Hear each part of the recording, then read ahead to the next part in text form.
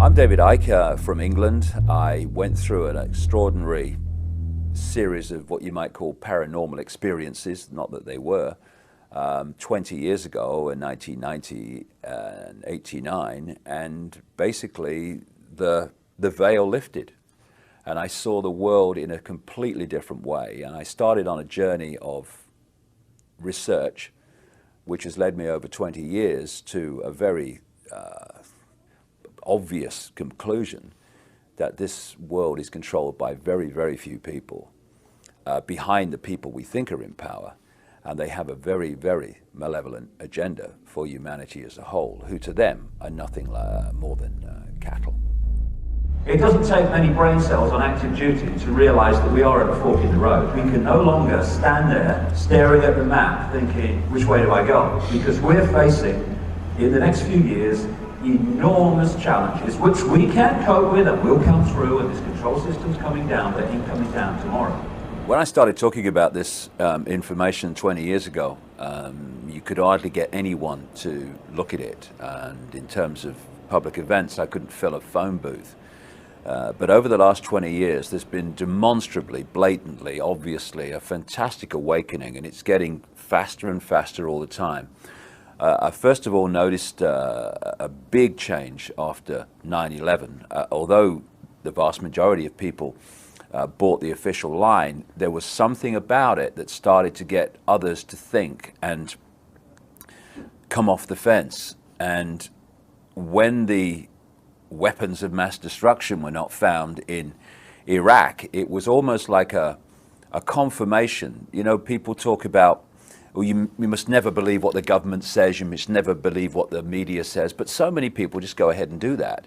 And the lack of weapons of mass destruction in Iraq were like somebody reminding you, see, look, governments lie.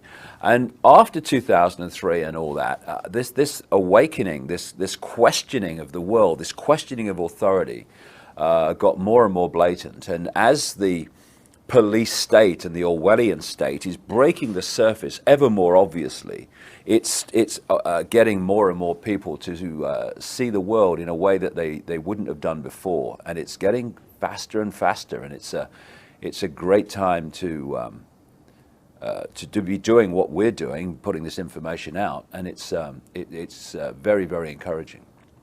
The whole conspiracy is founded on keeping humanity in a very, very low level of perception about self, perception about the world.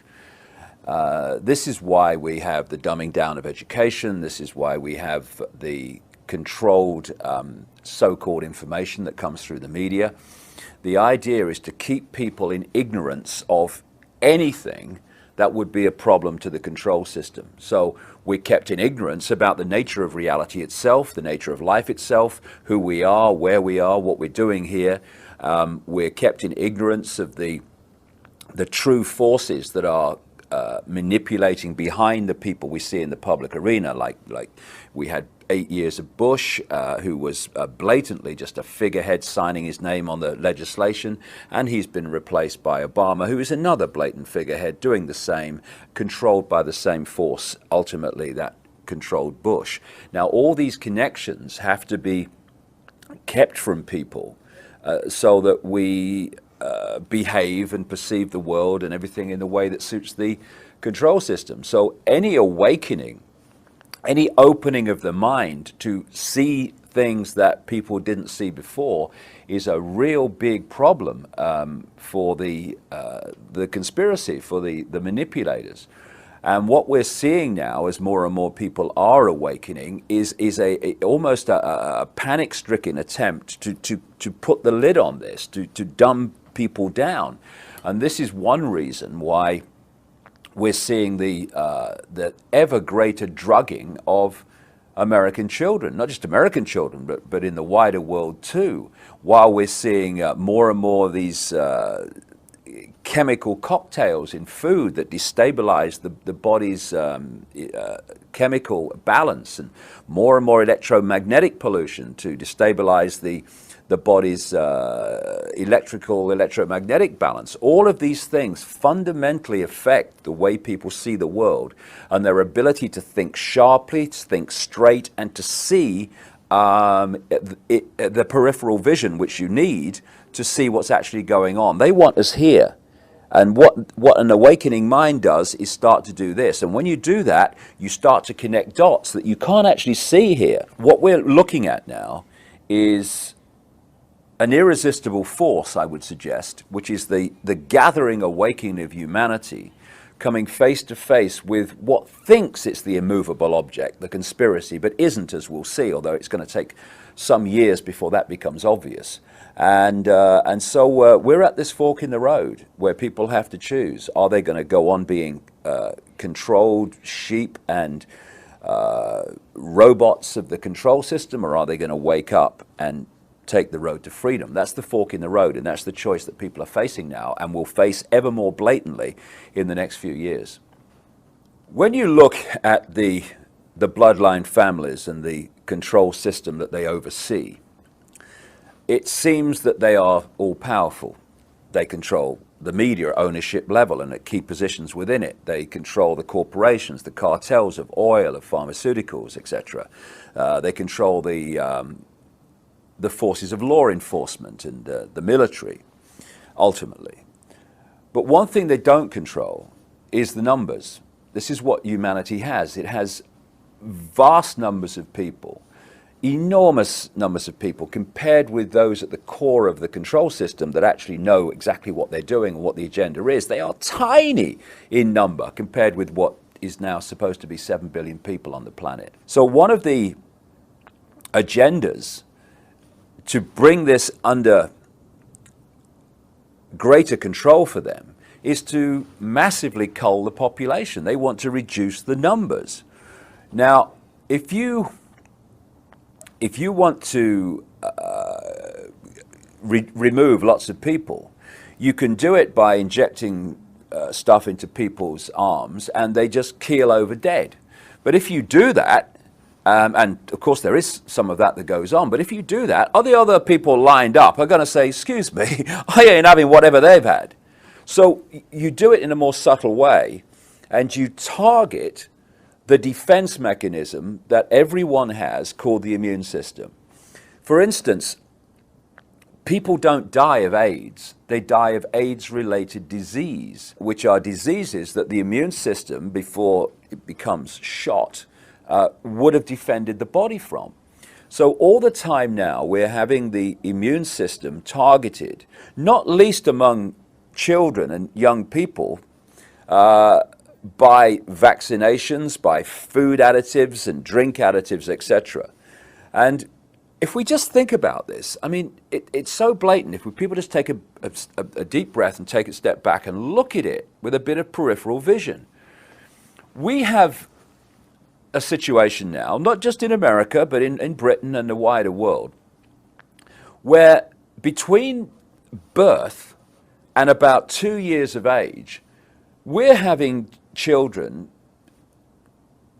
be given 25 and rising different vaccinations and combinations of them, poured in all this, these chemical cocktails that destabilize the body, but more important than that, they have to be dealt with by a still developing immune system.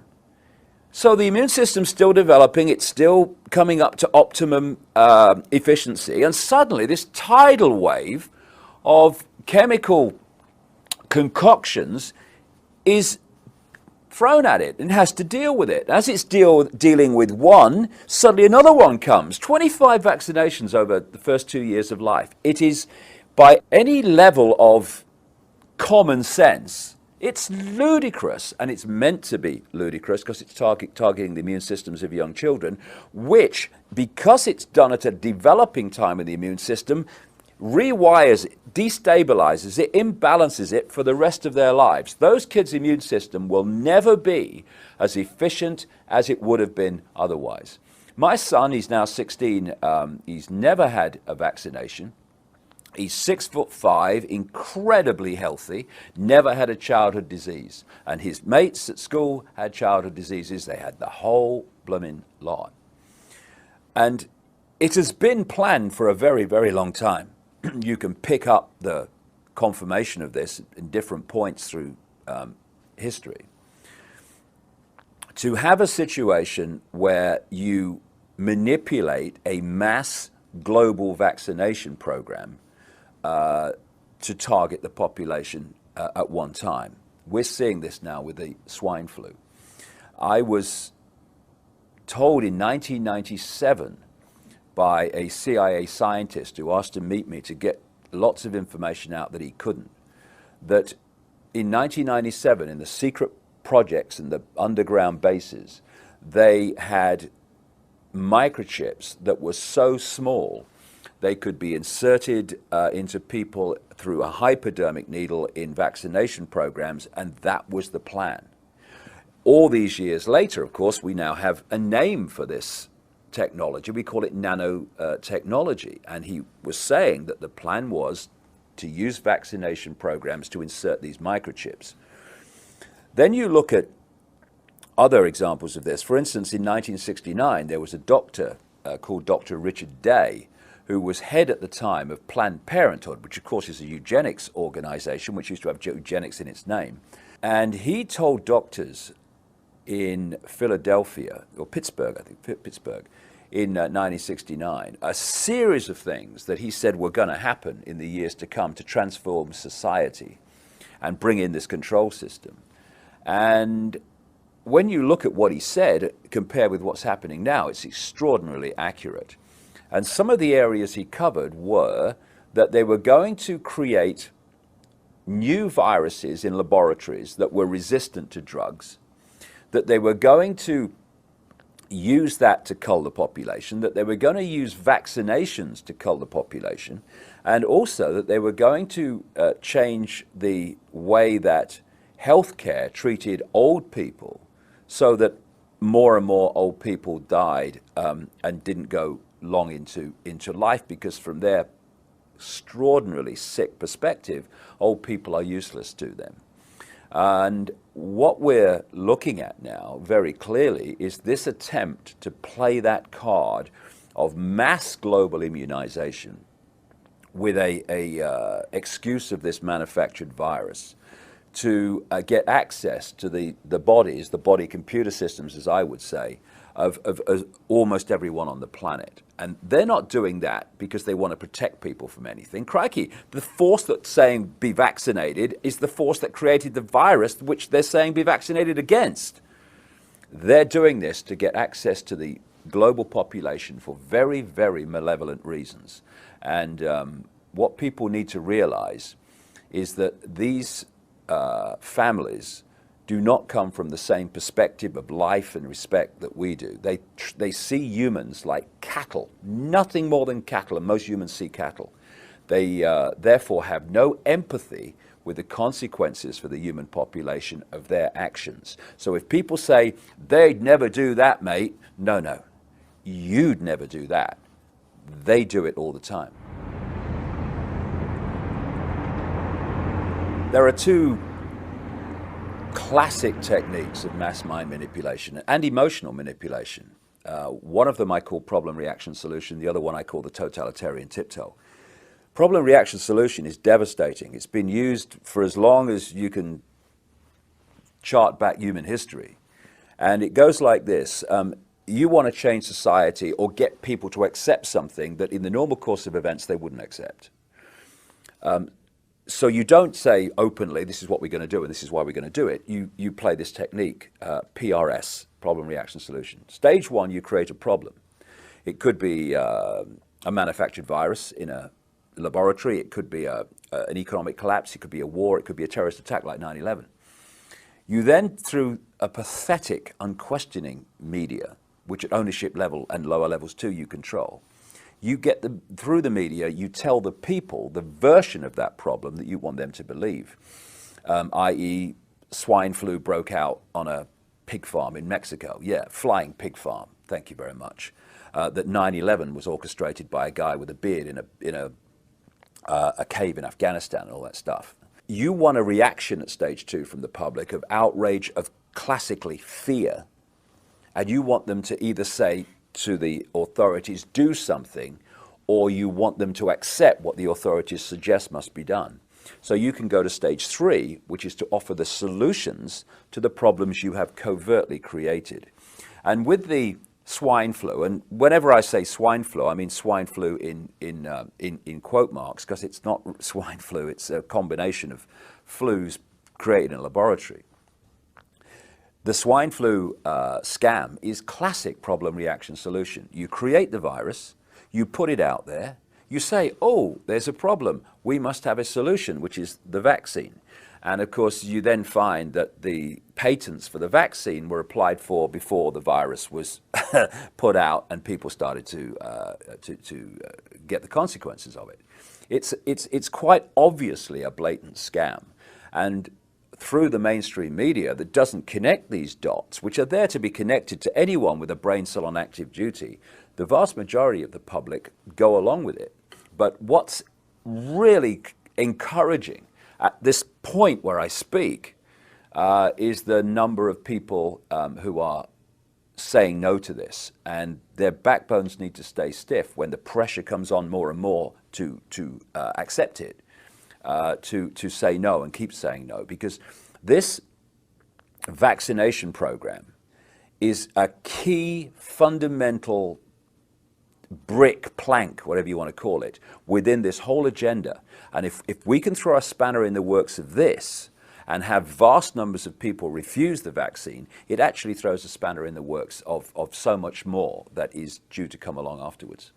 People have asked me over the years, what's planned? And I've said, read 2 books, George Orwell's 1984 and Aldous Huxley's Brave New World.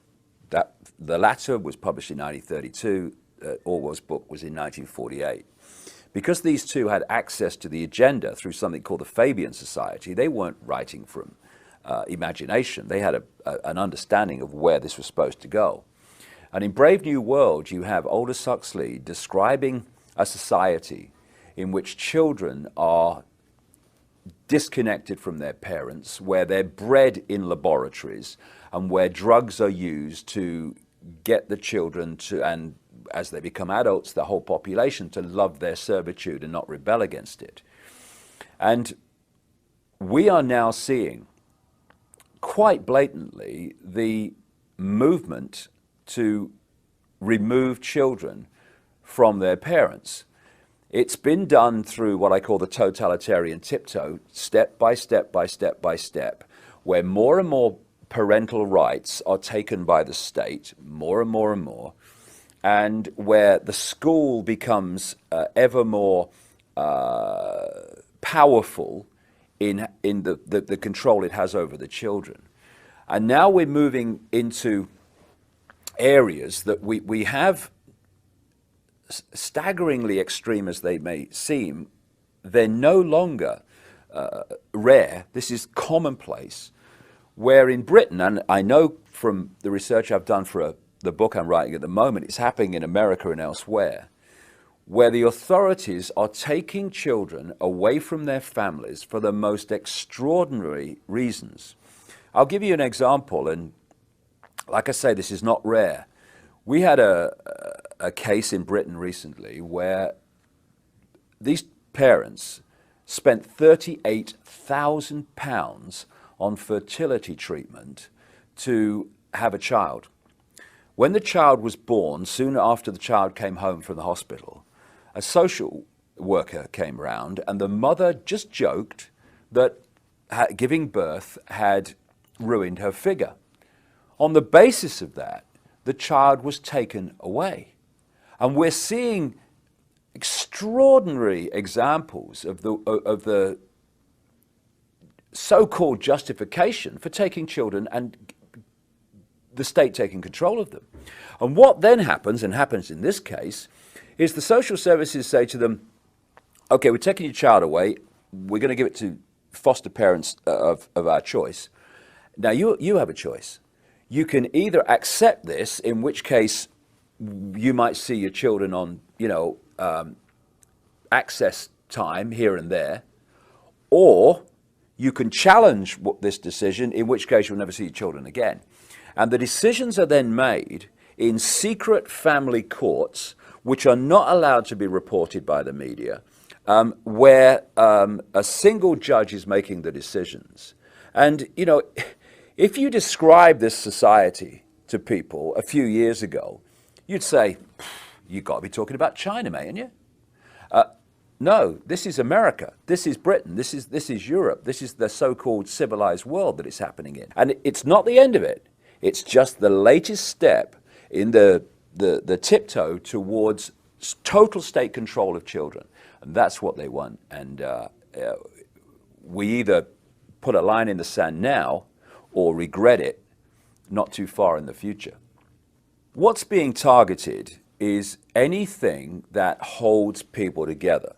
So the family unit is something that keeps people together. I'm not religious. I'm not into religion at all. But also religious structures are being targeted because they hold people together. What they want to do is break down all units that are in any way keeping people in some kind of organization, in some kind of mutual support system, because they want the state to be the total arbiter and dictator of human life, and therefore any structure that is a problem to that, they want to bring down. You see, if you have a family unit, then within that unit, there can be diversity of the way children and the family see the world. This family unit, if they're together, there can be diversity in the way they see the world. And all these different diverse units of family create exactly that, diversity. What any dictatorship wants, no matter what it is uniformity. It doesn't want diversity of view, diversity of the way people see the world and see each other and all the rest of it. They want uniformity. You look at Soviet Union. What was it? It was a centralized dictatorship that took away all diversity. You look at any fascist dictatorship, centralized control, take away diversity. So any unit of mutual support, or whatever you want to call it, that offers the opportunity for diversity of debate, diversity of view, they want rid of, because they want the central point in the tyranny to dictate the version of life and self that everybody has.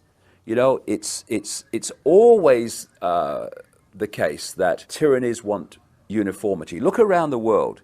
All diversity is being removed. And even the built environment, you go around the world now, you will go into these cities in previously diverse cultures, and if you didn't know, you could look out the hotel window and you wouldn't be able to tell where you are. This is the reason. Tyrannies want uniformity, and diversity, therefore, is under target and being targeted wherever you look. Eugenics has been with us for a very, very long time. At first, it was open. Of course, you had eugenics courts in America, etc., that were dictating that certain children or families, certain, according to the authorities, IQs, etc., disablement, they were to be stopped from having children. And then, of course, Britain, as usual, was massively involved in this. And the Rockefeller families, the Harrimans, the Rothschilds, all these people were involved in this. And then along came Adolf Hitler and the Nazis, which gave a very bad name to the term eugenics. So what did they do after that? They just changed the names from eugenics and hid behind front names like Planned Parenthood, etc. And they've gone on running this eugenics program ever since. And, you know, some very, very famous people through the years, including people involved in the Fabian Society, including Julian Huxley, who was the head of the British Eugenics Society. He was the brother of Aldous Huxley, wrote Brave New World, very accurate book because he knew what the agenda was. And behind the facade of these families and these frontmen, they want to cull the population. Not only that, they want to manipulate the breeding of the population to remove what they perceive as the lower stock.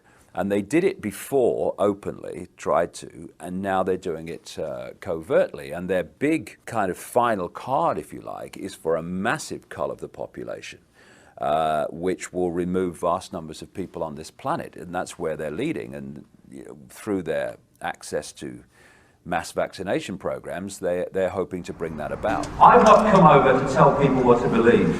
This world is drowning in people telling others what they should think, what they should believe, what they should and shouldn't do. What I'm presenting today is information. I realized a long time ago that this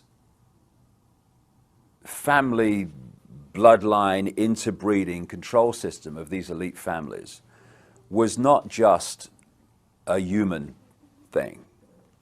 It went beyond that into entities that are anything but human.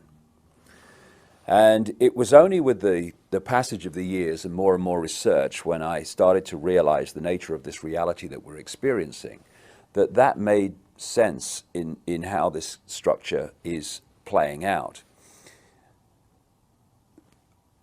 What the system has done is to keep from us the nature of the reality we're experiencing and the nature of who we are in life itself. And in doing so, it has kept us completely in the dark about what's actually happening around us. The knowledge that's passed across the top levels of the secret society network through these bloodline families, the most important part of that knowledge is the knowledge of reality itself. For instance, we think as we look around here that we're seeing everything that exists within this room. But in fact, we're only seeing a frequency range, a very tiny one, called visible light. Anything outside of that, we can't decode, therefore we can't see. But just like radio stations share the same space without interfering with each other, so other worlds, other dimensions, other realms of reality, if you like, share the same space without interfering with each other. However, just as with radio, if you've got two stations that are very close on the dial, then one will be the dominant one, but another one, you'll get what we call interference from it. It's the same with these various realities that share the same space. It's what mainstream science calls parallel universes. Just outside of the frequency range of visible light, there are entities that are anything but human who have been manipulating this reality, this world, for eons. And because they are operating on a frequency that's different to ours, they have to manipulate our world through conduits. I mean, interfaces. For instance, when you see scientists in a laboratory, they want to work with material that's very dangerous. So the material will be in a big glass tank, and they will be outside the tank, and they'll put on those gloves, and they can work from outside the tank into the tank and do what they have to do. It's very, very similar in theme to what these Illuminati bloodlines have been bred for. They are bred to be the vehicles within visible light, this world that we experience, of these entities. And if you go back and you look at religious beliefs, etc., of the ancients and the accounts of the ancients, these entities, which go under different names, some people call them the serpent race, some people call them demonic. In the Islamic culture, they call them jinns, all different names, but the same entities. The bloodlines are interbreeding incessantly and have been right back to ancient Babylon and Sumer and Egypt, etc., and beyond, because they are holding a certain genetic code which allows the possession, another ancient common theme from as far back as you can track right to today, a genetic code which allows these entities to possess these particular bloodline families within the reality that we experience, and these families are therefore simply vehicles of these demonic entities. You research any of these families, be it the Rothschilds, the Rockefellers, Greenspan, Alan Greenspan, any of these people, you will go eventually into black magic, blood-drinking human sacrifice rituals where they make sacrifices to the gods. And these gods are these entities which feed off human energy and feed off human blood too. So people accept, yes, long ago people used to use human sacrifice to the gods, yes, and all the rest of it.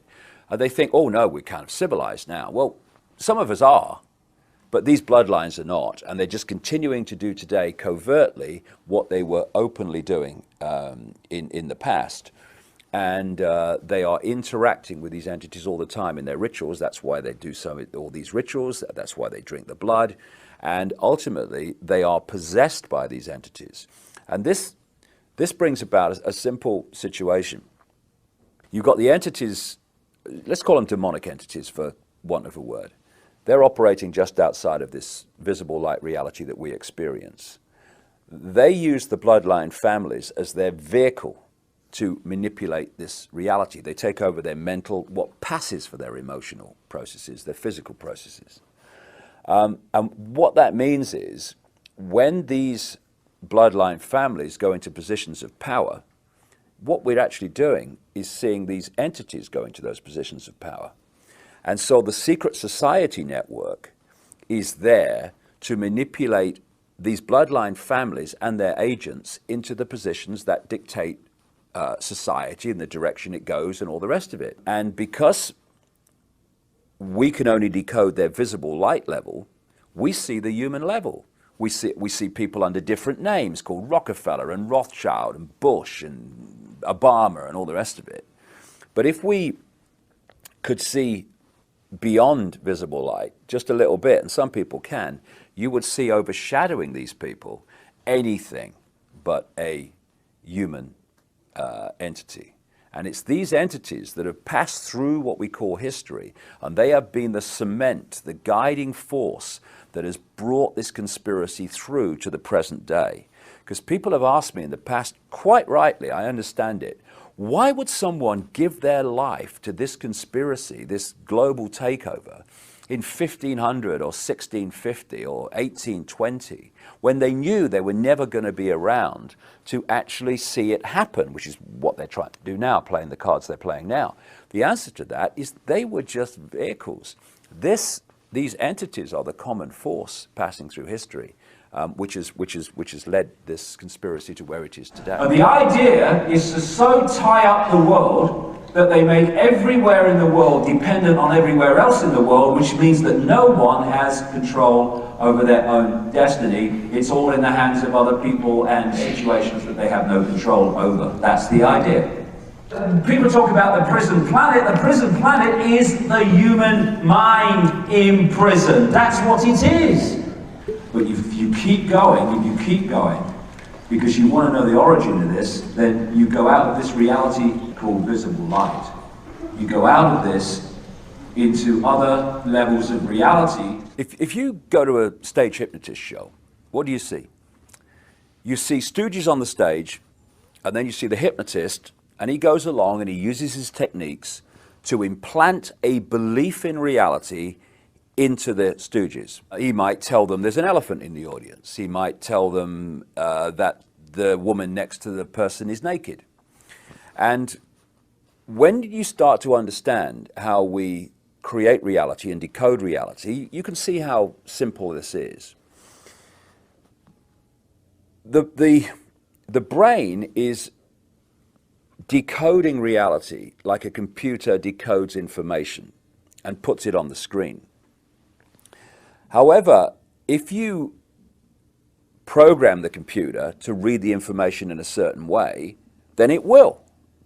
And in the same way, if you can program the human brain to read information in a certain way, then it will. Example, in a hypnotist stage show, I've seen people being given a potato and being implanted with the belief that it's an apple. Now, when they eat that, normally they would reel back a raw potato, but they don't, because the electrical signals carrying the taste of that potato go to the brain and normally would be decoded as a potato. Because of the implanted belief it's an apple, it decodes that as an apple, and they actually taste an apple. I've seen people in a hypnotist stage show being told that when a certain code is given, they're going to smell something horrible. And he gives the code, and the line of them go, "Oh my God!" This is how it's possible. Now you take that onto the collective level, and you think that when we're watching television, our brain waves go into the same brainwave state as they do in a hypnotic trance. And what that does is open the mind, open the psyche to programming from, and what do we call those things between the adverts? What do they call them? Programs, television programs. It's television programming. So we think of a hypnotist programming people in a stage show, but the media, not least through television, is constantly programming the human psyche with a sense of itself, a sense of the world, a sense of what's happening in the world, a sense of what to think about people like politicians and Obama, what to think about the way the system works. If we succumb to that program, and vast numbers of programming, and vast numbers of people do, then we're simply going to go through robotically, just like the stooges on a stage hypnotist show, and we're going to react to the world, and we're going to behave in a way that we've been programmed to behave in. And this programming is 24/7. And another aspect of this program we laughingly call education. If you were sitting around a table, I don't know, a century or so ago, and you said, right, okay,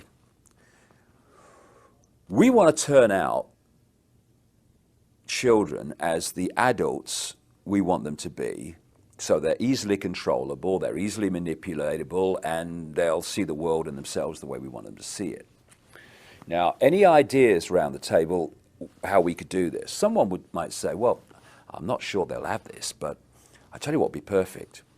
We take the children from their parents at a very, very early age, and throughout their formative years, up through school and college and university, we have control of what goes into their heads, into their minds, like at least 5 days a week, most days of the year. That would be perfect, because we turn out almost everyone to see the world the way we want them to see it. Well, that's exactly what they've done. And now we're having Obama talking about having American children at school for longer and all the rest of it. And it's all part of the process of giving the children more time under the state's control and influence than the parents, and also having more time to program the young people to see the world and become the adults that they want them to be.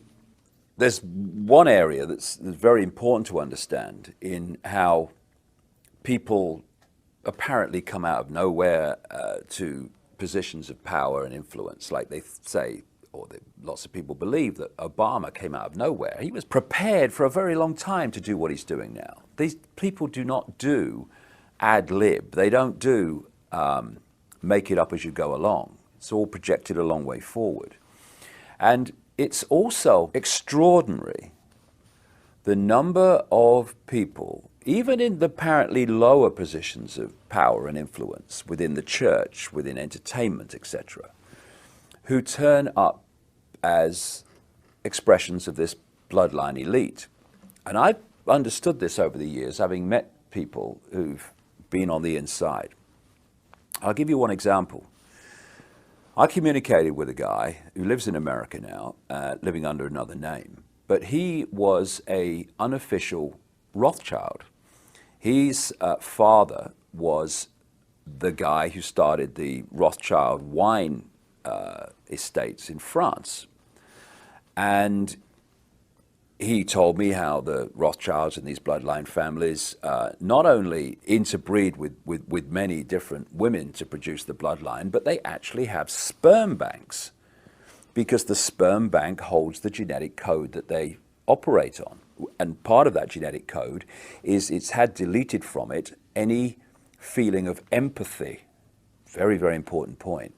These people do not have the ability to empathize with the consequences for others of their actions. So 3,000 dead on 9/11, well, there's no emotional consequence at all, because that ability to empathize, which is a fail-safe mechanism of human behavior, has been deleted from the genetic structure purposely.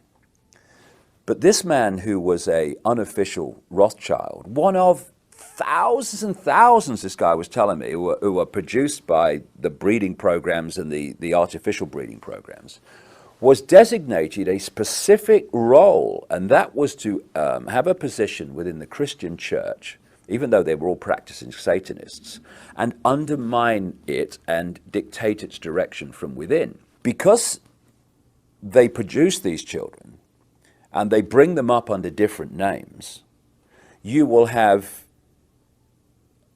not have a situation where every president's a Rockefeller, where every prime minister is a Rothschild. You get the picture. Because they come through different names. They're called Clinton, they're called Bush, they're called Obama, etc.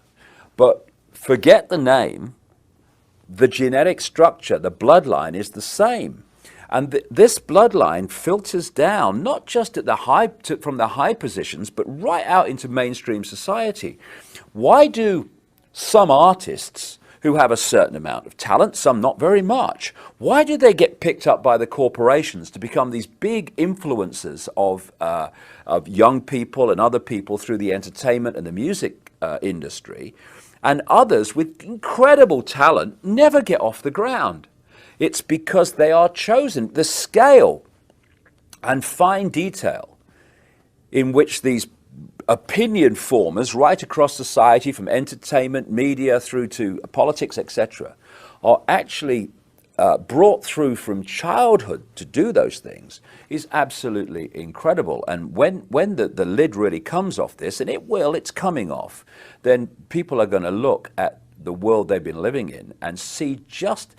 Even if people now think, yes, it's a controlled world, whoa, wait till you see the level of control. And they have their people all over the place in all these different institutions, religions, etc., to push society in the desired direction. When it left the body, everything from the beginning, my birth, my ancestors, my children, my wife, everything comes together simultaneously. I saw everything about me and about everyone who was around me. I saw everything they were thinking now, what they thought then, what was happening before, what was happening now. There is no time, there is no sequence of events, no such thing as limitation of distance, of period, of time, of place. I could be anywhere I wanted to be simultaneously. That is who we are. And that is what they want to keep from us, so that we will serve the control system, because they got no chance when we realize that's who we are. You know, people talk about the human mind as if it's like the arbiter of human awareness and perception. It isn't. This is why it's so important to get across, and for people to realize what the nature of this reality is that we're experiencing. This is quite provably, when you look at the science, it's obvious. We live in a virtual reality universe. It's like a three-dimensional holographic version of the internet. If you go on the internet in Australia or South Africa or South America or Los Angeles, you're all accessing the same collective reality through the computer.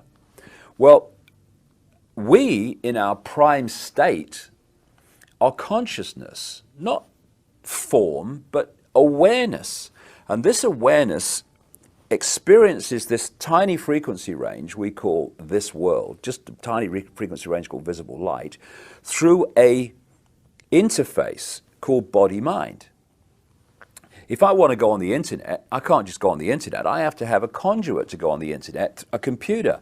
And even then, I don't go on the internet. The computer does. I observe the internet through the computer. This is what consciousness, awareness, the real eternal self that these religious teachings talk about, etc., and non-religious teachings too, talk about. This eternal self, some people call it soul, whatever you want to call it.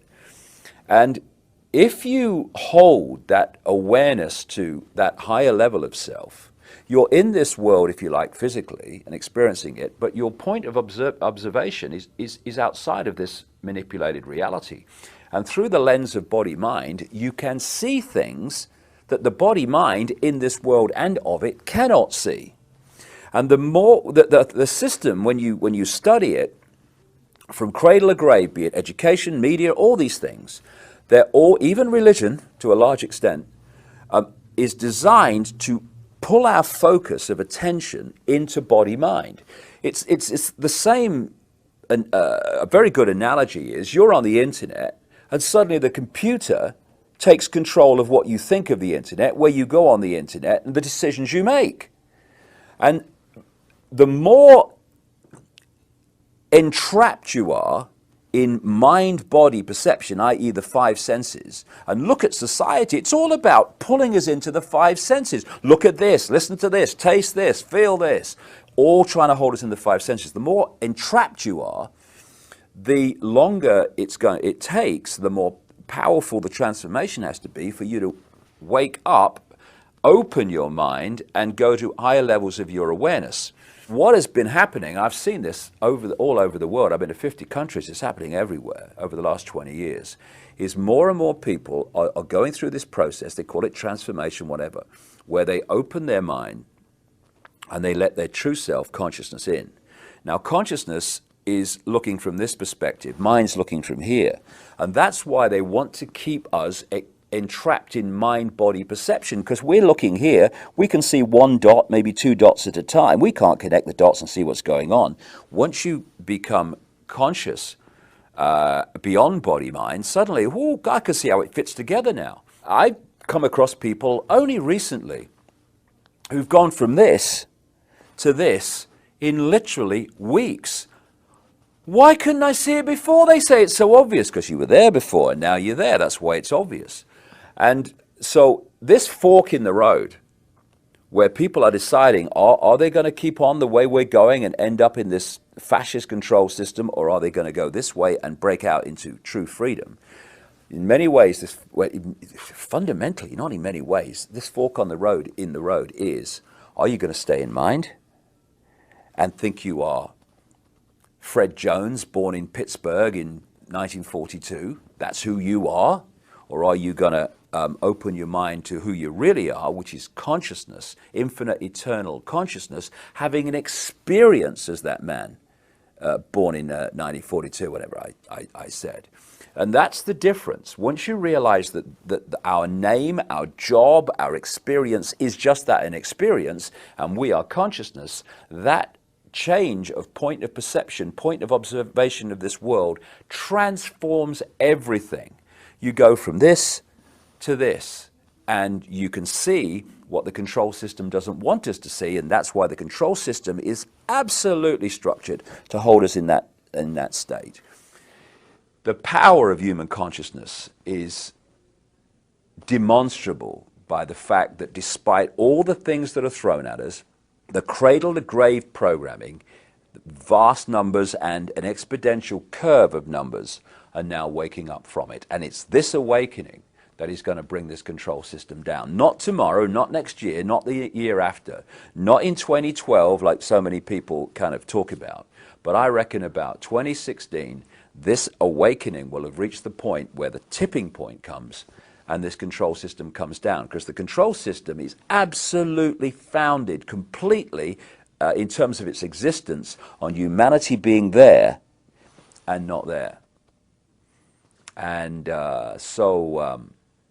they may seem confident and arrogant, and it may seem like that, and it will seem that for a few years, but it's coming down, and it's coming down because humans are waking.